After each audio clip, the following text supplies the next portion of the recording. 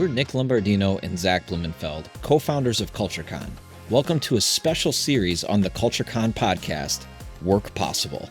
This series is brought to you in partnership with our friends at Fauna, a global employee experience agency who design great workdays for happier people, stronger teams, and better businesses. Just like us, Fauna believes in human experience design and big business impact. In each episode, Fauna will host conversations that push us to reimagine and redefine what it means to experience work, with people who are pushing what's possible in employee experience, from first hellos to fond farewells. The WorkPossible series starts now. Welcome to WorkPossible, a new podcast series from the CultureCon podcast. I'm Hattie Roche, co-founder and strategy chief at Fauna. And hi, everyone. I'm Elaine Page, Chief People Officer and Chair of the Fauna Board of Advisors. And we are going to be your hosts throughout this series as we explore what happens if we do work differently. And let's be honest, we all are needing to do work differently. I think, how many times have we talked in the last years about everything is transforming, everything is different at work all the time. But yet we do just keep doing things in the same way. So we wanted to host some great conversations with some great minds about what happens if we just don't. What happens if we try and rewrite the rules a little bit and we do things in a new way? So we're talking no scripts, no safe answers, real chats about what's possible if we bin the playbook. Yeah, I love that. And so we're going to give you a preview of guests, the types of people that we're going to be talking to, the ideas, the themes, the topics that we'll explore throughout this series. And we're going to be asking Nick and Zach the same 3 questions today that we're going to ask every future guest on WorkPossible. So it's kind of like our little signature move that we're going to get you having a little bit of fun with, guys. So with that, we're going to start things off. So Hattie, take us away. Okay, thanks. So firstly, Nick, Zach, thank you for having us. We wanted to do a sort of kickoff episode, firstly to say thank you for trusting us with the greatest honor of being your hosts on this special series of the CultureCon podcast. So to give you a little bit of an intro, we're speaking today with Nick Lombardino and Zach Blumenfeld, who are co-founders of CultureCon. We're also going to talk about the origins of our partnership, our joint research project that is now about to enter its 2nd year, and how really some small conversations and some tiny ideas started to take root and become something bigger. Thanks for having us. Yeah, we were so excited to have you. So excited to have you. But before we do that, though, we want to just, I think, get your juices flowing with a quick lightning round, just so that the audience that are listening can get to know you both a little bit more. All right, so I'm just going to ask the question and you just shout out your first response. Don't think about it too long. Just go with your gut. Both at the same time? You can do it at the same time or one at a time, whatever makes you happy. Okay. But here we go. Yep, let's do okay. it. So, morning person or night owl? Morning person. Neither. I love sleep. Anytime. Okay. All right. I got it. But at some point, You do wake up at some point, right? I'm awake now, but I like to sleep in the morning and the night. All right. Now, an important question for 2 Brits on here, which is coffee or tea? Coffee. I do love tea, but coffee is my go-to. Okay. Sorry. Okay. All right. I mean, as long as there's tea in the mix, I'm okay. Yep. But yeah. There's tea in the mix. Yep. All right. Good. All right. What about your guilty pleasure? Mine is cribbage. Yeah, that's a Cribbage? good one. Cribbage? What's cribbage? I thought this was going to be a follow-up question.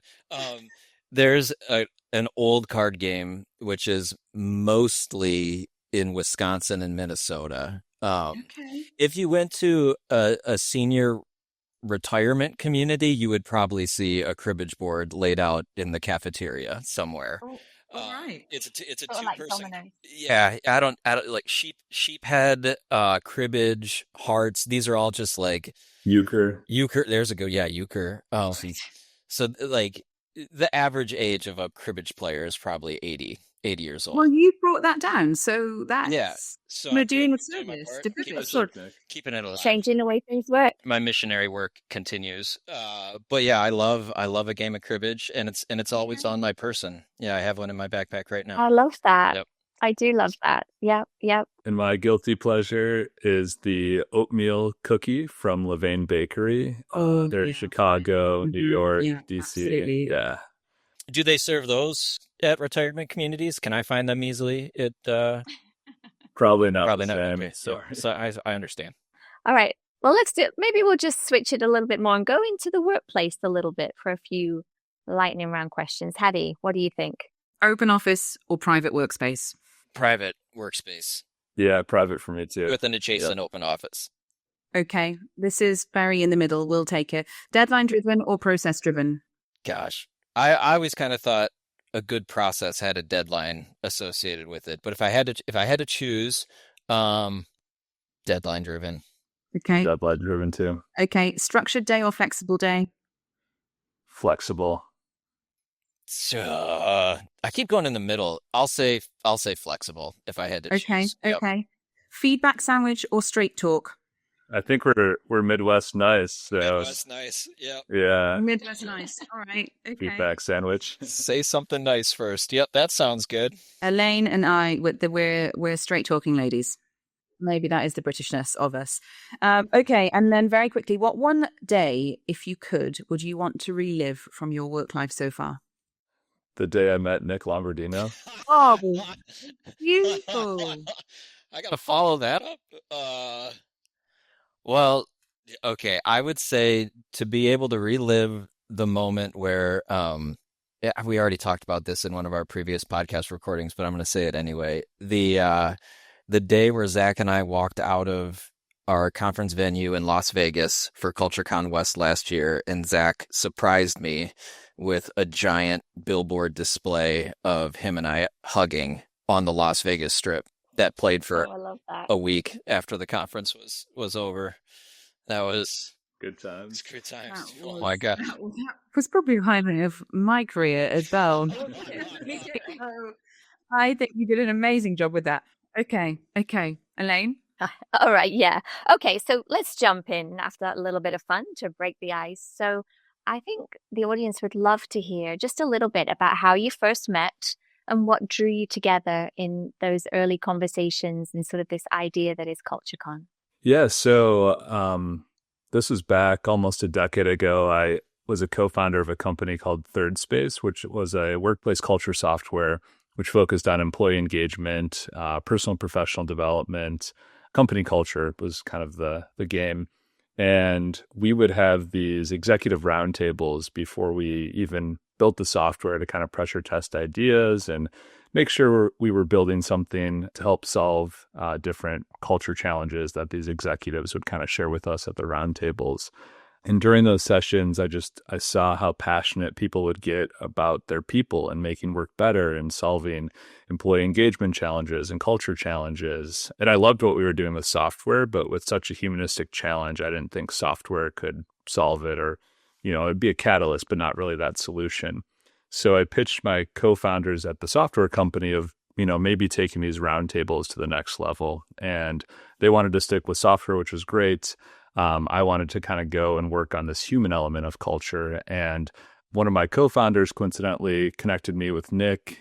We met in 2017, maybe 2016, and got coffee on the square in Madison. And we had a lot of similarities, and both from Madison. And he was the first person I pitched this CultureCon idea to. And, he said yes pretty much right away. And so we started building from there, and it's been growing ever since. What really intrigued me at that first coffee where Zach was telling me about these roundtable sessions and just kind of debriefing what the environment was like, I was just really interested in the fact that he got so many people to open up so quickly to share really vulnerable stories about what they were navigating with their own unique workplace culture challenges. So that was number one. And then number two, he was saying that it just felt like the group was so eager to want to support those individuals that were bringing forward these challenges in a way that just to me felt like almost next level. It was like, how can we help get you connected to people in our network who have faced this challenge before? What tools and templates and connections do I have that can help you solve this challenge? And it just felt like this incredible microcosm of like a support community for people that were trying to navigate their own workplace culture goals and challenges. So it didn't seem too unreasonable to be able to extrapolate that a little bit further and just build, let's just say, a container for more of these intentional collisions to take place and happen. So, yeah, thanks to Zach's market research ahead of time, I was like, cool, how do I help? Sounds good. Yeah, totally. I think Hattie and I would also say that we found that in all the work that we've done together, ask just a couple of questions and the floodgates open, and people have such rich sort of experiences, and it's like it's just sitting there right under the surface to be mined, right? And people, they're going through these experiences at work every day, and it's unbelievable how relevant and yet the same everyone's experiences really are, regardless of industry, regardless of size of company. It's just amazing how we've all got this sort of work experience set of thoughts that we can share pretty readily, right? Yeah, that we all want to share readily as well. And I think that's, when I found CultureCon, obviously this was 3 or 4 years now. That sounds right. Yep. Something like that. I remember going for the first time and almost being inundated with a community of people who all wanted to talk in a more extreme way, actually, than other events and other conferences that I've been to. There just seems to be this feeling that, what could we do about this? Everyone is sort of looking for solutions, ideas, ways to implement. It's a very action-orientated community that you've built, which I think is what drove me to you as well and what connected us together. But do you two want to talk a little bit about where WorkPossible came from? And I think you'll do a better job than me because, truthfully, I think it came out of a very short conversation that just expanded rapidly into this much bigger idea that then became our research premise. It felt so like serendipitous at the moment where I think the light bulbs went off between CultureCon and Fauna, because we had already had a working history, a partnership for at least a year or two. And I remember having a call with you, Hattie, and I was just kind of, I don't know if it was debriefing, but I was just kind of talking to you about how Zach and I were going through a lightweight rebranding process where we wanted to reframe the messaging of kind of the why we exist as an organization. So the why and what we changed it to and what it is right now is that we believe every individual, regardless of their role within an organization, has the power to make work more meaningful for themselves and for those around them. And so when I was sharing this with you and you were talking about this idea that you've been working on exploring the question of what if work days were dream days. And it felt like the bridge between kind of like our ethos and what you wanted to explore was this idea of like, what if we have more autonomy than we realize to craft those dream days at work? And that was kind of like, to me, that was like oh my gosh, like there's something here to collaborate on.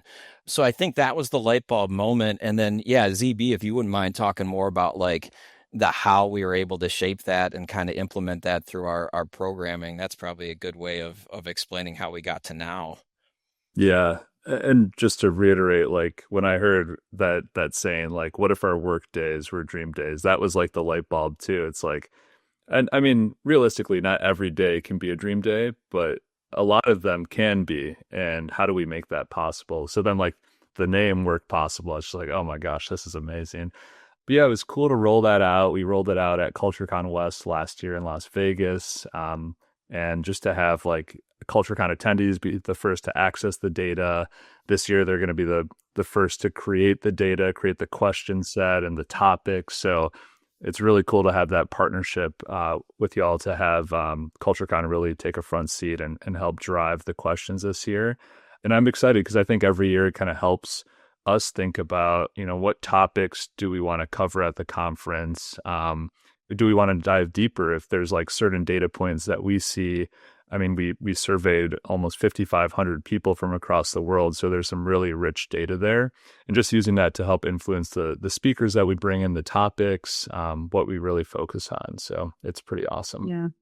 I mean, I was more than delighted when you said you wanted to do it and you wanted to partner on it. And it's funny, Elaine and I have met for dinner many, many times over the last decade and sat on beaches and in bars and God knows where else. And on and off, we've said, we should do a podcast. We should talk about all the things that we think. And I would say if we were going to summarize our viewpoint on work and our viewpoint on the opportunity of work, it would be WorkPossible. And, to take a research slant, which is just one element of it, it's funny employee experience.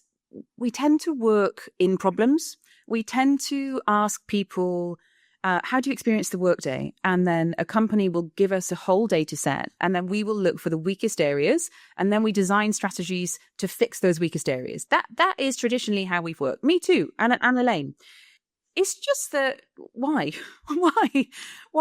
we do that? Why do we do that? And everything that we design, Elaine and I have talked about this for years. The performance management review, Elaine, you can talk about how you feel about that. But you know what? It does not work. It does not work. We know it doesn't work. And every year we'll say to leaders, if you could just spend time on doing it, if you could just read these 17 pages of instruction and really put all your effort into doing it and have this one conversation, that'll really do it, Well, a shocker, it doesn't really do it. And I just think that there is something that all four of us align on, which is, why do we just keep doing this over and over again? We've got to unlearn ourselves, unlearn our profession, and create something that is actually based on, and I don't want to say dream in a whimsical sense. I want to say dream in a strategic vision sense, because that is what we need to try and create. We are trying to create the right people conditions, the right employee experiences that are going to drive a business forward and enable people to do their best work. So why don't we design based on strength and potential and possibility rather than this place of, what are the things that are really messing up right now? Let's work on those. Exactly. It's like, let's design from a place of abundance, not lack. Like, why are we sort of putting it down in sort of, these are the worst bits, let's fix those. Instead of, I always like to, when I think about performance reviews, I always say this, just do more of this and do less of that. There you go. There's your performance review. Why do we linger on the one or two things that really don't move the needle and that you spend hours and hours trying to massage the feedback? Like, just do more of the great stuff you're doing. That's what we need. And I think the concept of this whole idea of WorkPossible and, binning that playbook and thinking about things differently comes from a place of abundance. And that to me feels like WorkPossible. And it is sort of terrifying because sometimes I think, I keep telling everybody, I'm very, very lucky at Fauna. We get to work with incredible organizations globally, iconic brands, really amazing businesses, big and small. And I keep saying, let's just start this from scratch. And sometimes I think, why have I made life so hard? We've been doing this for years. Why don't we just evolve what we already know? But I know that doesn't have the same impact. And I think that's where we are now with, if we took our research, the partnership on WorkPossible as a piece of research, what we're doing this time at the conference, which is 1 week from now, I think the conference will have happened by the time this podcast is out. We're going to try and ask people, what would be the thing that you really want to know about? And we're going to give 3 potential topics. And then I'm going to run a session at the conference to allow the CultureCon community to pick from those topics. And then also that interactive session is going to find out, what questions should we be asking? What do we not ask people? What do we not dig into? And the 3 topics are going to be based on what leaders need to do their best work. I don't think we ask that question. I think we do a lot of leader bashing. Elaine and I do this. We do a lot of how we're going to get these people in a better place. But actually, this is a hard thing out here that people are trying to do. How do we support leaders to be at their absolute best? Topic 1.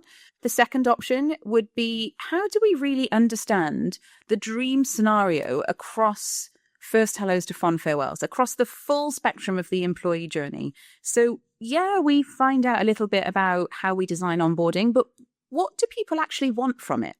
What do people really want from a performance management experience? Instead of people like Elaine and I designing it, let's ask people who are experiencing it.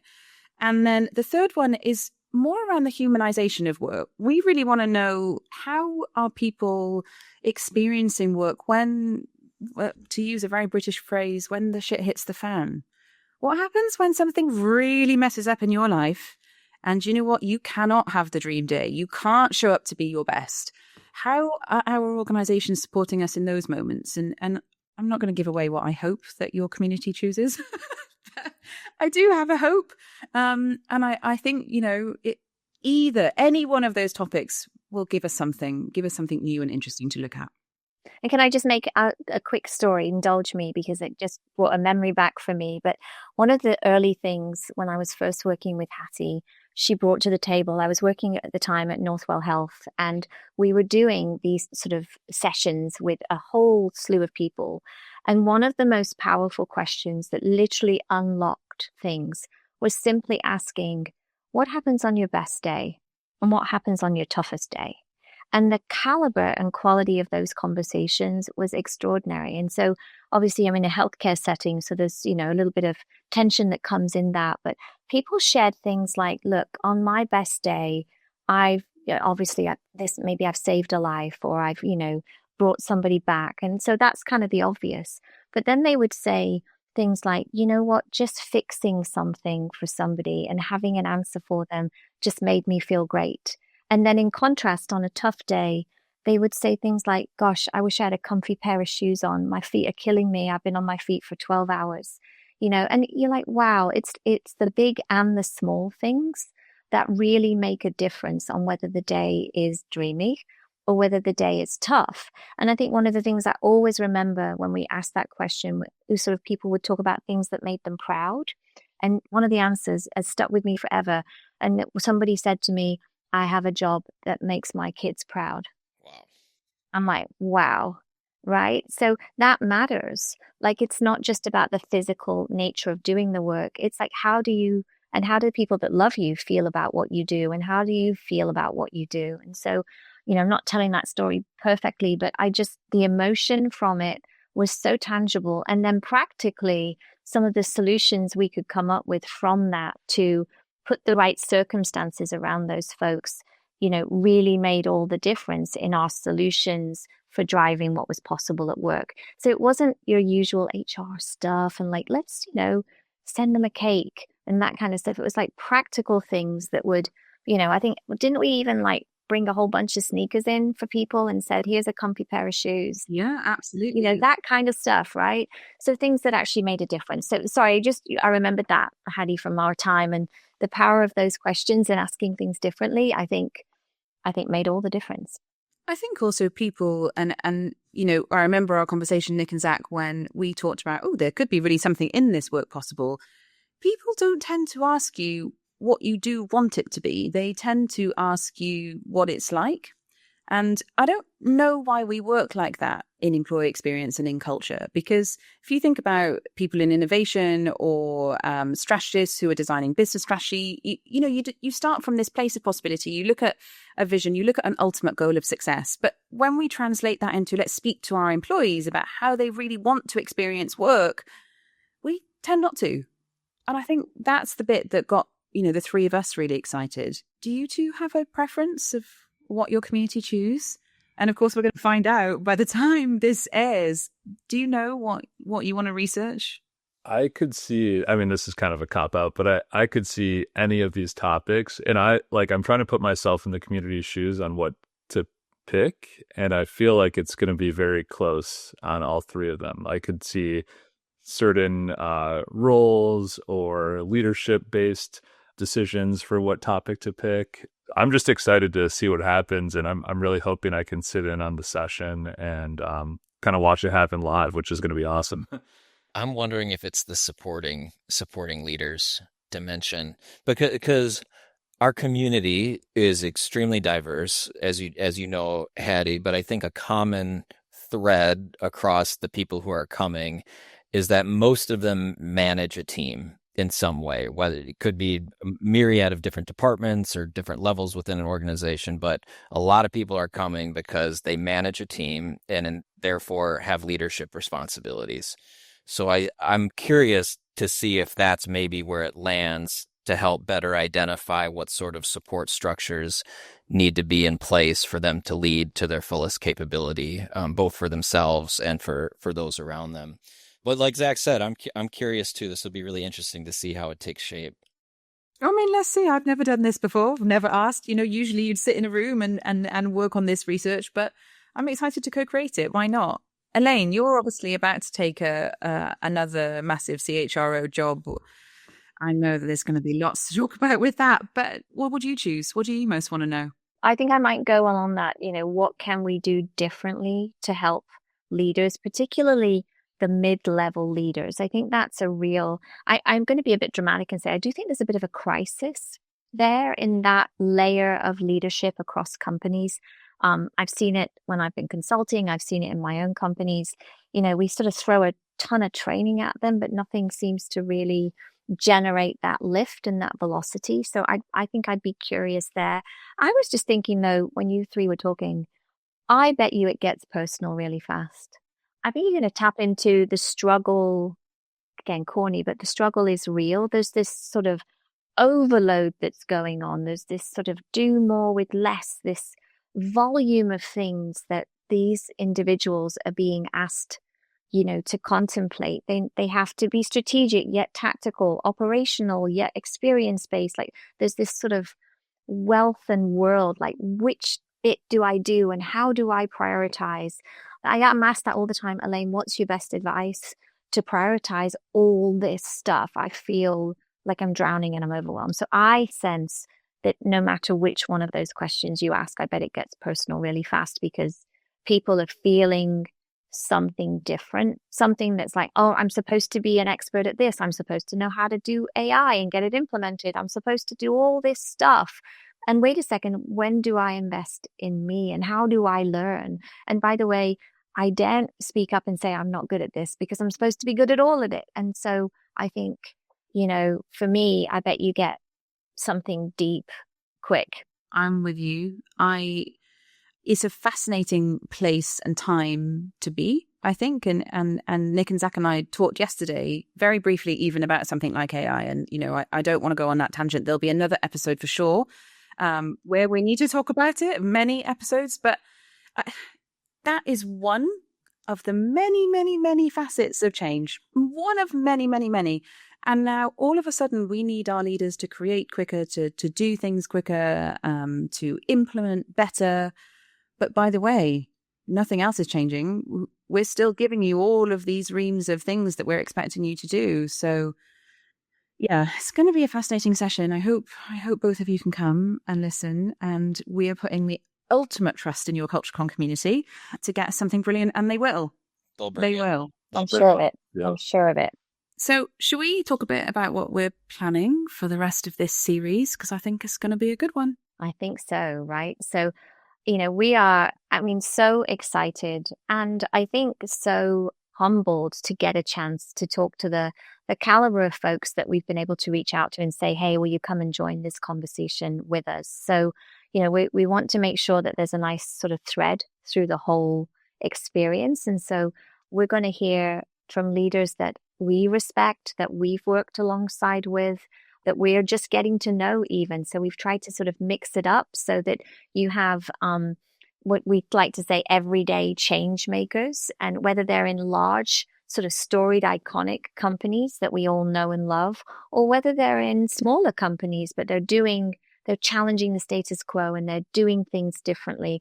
We wanted to curate a guest list that was a little different than the average bear, so to speak, because we tried to pick people that have rethought what this looks like. They've experimented and failed and come back even stronger, and that they'll actually share practices with all of us that have actually worked and give us those examples with tangible, sets of data and metrics and ideas that could sort of spark a different conversation in your organization. So I think, that's what you should expect from us, is we're going to challenge ourselves to bring guests forward, whether it's a CEO in a startup or whether it's a CHRO that's, gone from large company to small company and back again, whatever that might be, or even chief experience officers that actually have that moniker and are supposed to be really contemplating what the experience looks like end to end. So hopefully we've curated a good group of people that you'll really be inspired by and really get something out of. Yeah, I think we have. I'm super excited for it. I'm super excited as well that Nick and Zach, you have given us completely free rein to have a super wide conversation, because I don't think we hear enough people outside of our industry talking about employee experience and culture. Let's hear from the CEO. let's stop going in to pitch them and actually let's hear what they think. Let's hear what their expectations are of how we use this as a strategic lever. And there's two parts to that, right? We've got the ethical part that everyone should and deserves to enjoy work. We want to create great experiences for our people. And then the business sense part of me that is obsessed with metrics and ROI is, why on earth are we all not doing this? Because we know that we're going to get stronger businesses out of it. So we can't wait. With that, to wrap it up, we're going to test our 3 signature moves, I think Elaine called them, on you. Let's see how these go. So we had 3 questions that we want to ask everybody. And these questions are designed to try and sort of tease out, what are we going to think about differently? What would we do if we totally ripped up all of the playbooks, all of the strategies, all of the things that we've been learning ourselves over the years, and we try something new? So let's start with, what's one workplace rule you'd rewrite or scrap entirely? And to put that in a British way, because Elaine tells me that binning is not an American word, and I should know this. I've been telling her it's trash. I like it, though. I like the phrase. I'm so sorry. I have been traveling No, don't be sorry. in the US for more than a decade, and here we are still learning words that I shouldn't be saying. So if I was going to say that as a British person, I would say, what are you going to bin the playbook on? For me, it would be return to office mandates. I'm all for coming back to the office. Like, I work remotely in Chicago, and when I'm in person with Nick and Madison, those are my dream days. Okay, so don't get me wrong, I'm not like against going back in the office, but like if we look at the PR stories in the news, there's not really any negative ones that I've seen, at least, that are like, yeah, we're gonna give our employees autonomy and flexibility to choose how they work best. You kind of see that negative PR when a company says, hey, we're forcing our employees back to the office. So, I mean, I think let's put it on the employee to choose how they work best. And that gives employees autonomy, which creates trust, which creates connections, which creates relationships. And so I think just having that flexibility is kind of the groundwork for a great culture. Love everything you said, Zach, but I'd also say that people are being asked to go back to the office because leaders don't know how to lead people in hybrid and remote settings. And so that's one of those dirty little secrets underneath it all, that, we can use all kind of other excuses, but, you can give autonomy, but you also have to give empowerment as a leader. And okay, off the soapbox now, but yes. I guess we should talk about that. You're right. That's good. I think mine would be binning the formality that new service or product ideas need to come from designated departments or teams. So like an innovation team or a research and development team. I think Zach and I are getting really excited about creating more programming around these ideas of like corporate entrepreneurship, or even more specifically, corporate social intrapreneurship. So the idea there is like, how do you tap your employees, the unique causes and passions that are important to them, to create some sort of new service or product that not only delivers some sort of economic value for the business, but also provides some sort of altruistic good for the world, whether it's social or environmental. And so creating the right processes and permissions to make sure your employees know that they can bring those ideas forward and have permission to express those ideas and also experiment with them, knowing that some of them or a lot of them are going to fail. I think that would be the one that I would contribute, binning the designated team that's responsible for these new initiatives. I love. And I know that you shouldn't have favorites, but I do think employee innovation might be up there for me with favorites, because what a massive untapped resource. Right. That hardly any organizations are. I might be working with 5 companies at one given time. I can guarantee only one of them will be using it. All of those ideas, all of that goodness that could happen. Yeah, love them. The people have the solutions. We just don't go and ask them, which is crazy when you think about it, right? They're the ones like literally at the coalface doing the work. They see what's happening. And I bet you, find a mechanism to unleash that. It's not only is it absolutely a revenue play, let's just call it what it is. You can monetize a lot of these ideas, but just the satisfaction and the skills that get developed through that. Amazing. Love it. Okay. What's one seemingly untouchable idea in your industry or in our industry that needs rethinking? I think, Nick and I talked about this on the last podcast we did too, but, when we started CultureCon, there was this myth that culture is an HR initiative. It lives within HR. And I think there's still companies that kind of have culture sitting within HR, a large majority of them. But we've quickly realized in the years we've done CultureCon that everyone owns culture. It isn't a certain level. It isn't a certain department. And when we were building CultureCon, we were naive and thought that this would become an HR conference. But we quickly realized from the different types of titles and people that were purchasing tickets that it's everyone, anyone who has a vested interest in making work better for people. And that was kind of something that we turned our thinking around really quick just by who was coming to these conferences. So yeah, the culture isn't an HR initiative. It's something that everyone owns at every level. This is the moment you reach out and give each other a hug. Like, did you just cut out the hug? Like, yes. Good job. Good Virtual hug. I underscore that. That's the same for me too. I would just add, as important and as altruistic as it is to be able to make work more meaningful for others and your organization, and by virtue of that, increasing productivity and engagement. On the other side of it too is a much more self-serving aspect, whereas we're accountable to ourselves to want to create these types of work environments where we know we can show up as our best selves and have the highest level of productivity and engagement. So I kind of like that idea that it's like, hey, we owe it to ourselves to own culture and to own how we show up and let that permeate through us. So underscore what Zach said. Love. And then finally, I'm expecting that Elaine and I are going to get some punchy answers to this question as we go through this series. What do you wish more leaders would say out loud? Elaine, I'm going to also ask you this. Oh, geez. Okay.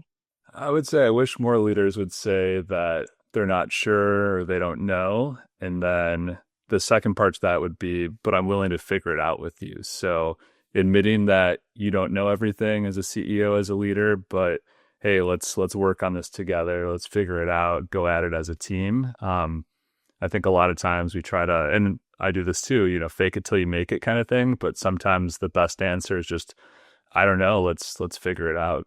Yeah. Yeah.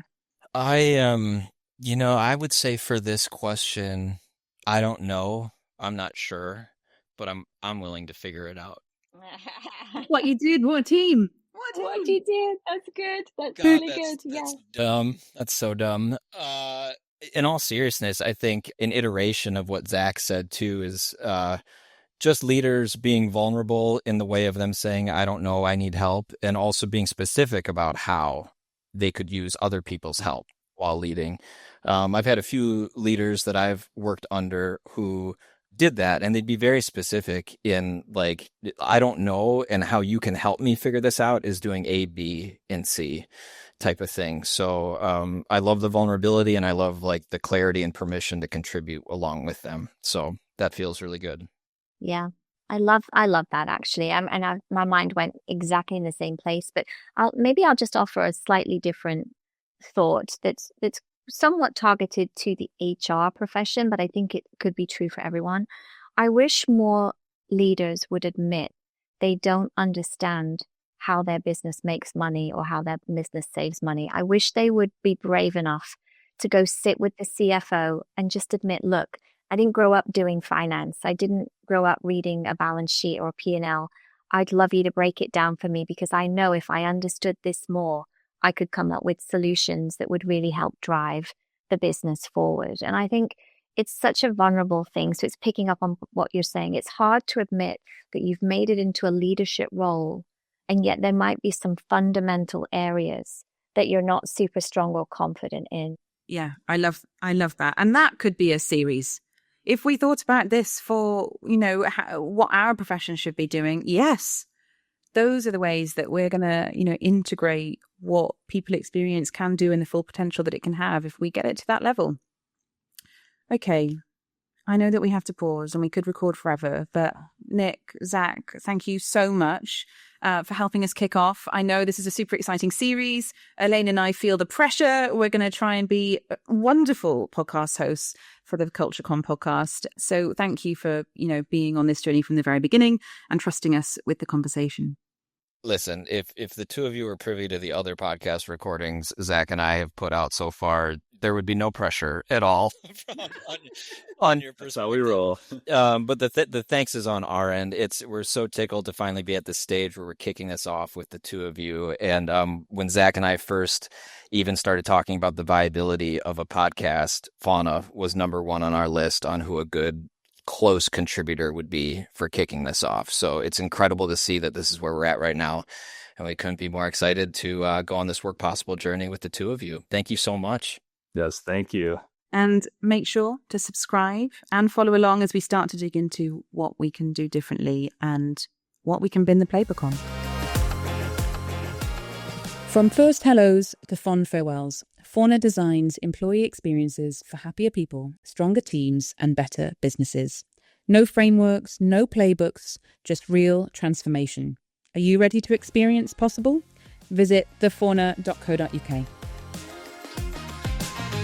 You've been listening to WorkPossible, a special series of the CultureCon podcast. We hope today's conversation has sparked some possibilities for you. Subscribe for fresh perspectives, ideas bold enough to change things, and a whole host of opportunities to bin the playbook. That's a wrap on this episode of the official CultureCon podcast. If you got something out of it, share it with a friend, teammate, or fellow culture geek. And don't forget to hit subscribe so you never miss an episode. Until next time.